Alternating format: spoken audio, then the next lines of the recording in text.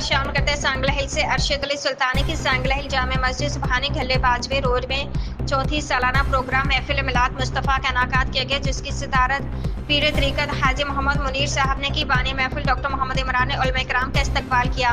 Programme का आगाज तिलावत कुरान पाक से किया गया। सैफुर रहमान कादरी और डॉक्टर मोहम्मद अवैस कादरी ने नकाबत के फ़राइज़ से सरअंजाम दिए। तिलावत कुरान पाक कारी मोहम्मद सलमान कादरी ने की। अलई रज़ा सुल्तानी ने सरकार की बारगाह में नात रसूल मकबूल सल्लल्लाहु अलैहि वसल्लम का हदिया पेश किया। पीर सैयद नजब अली शाह साहब ने खसूसी खिताब किया। खिताब में हज़रत मोहम्मद सल्लल्लाहु अलैहि वसल्लम की शान अक़दस बयान की गई।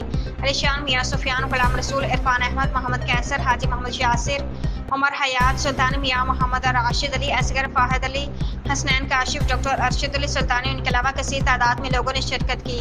आखिर में डॉक्टर मोहम्मद इमरान ने आने वाले मेहमानों का शुक्रिया अदा किया और मुल्क व कौम के लिए खसूसी दुआएं की गई।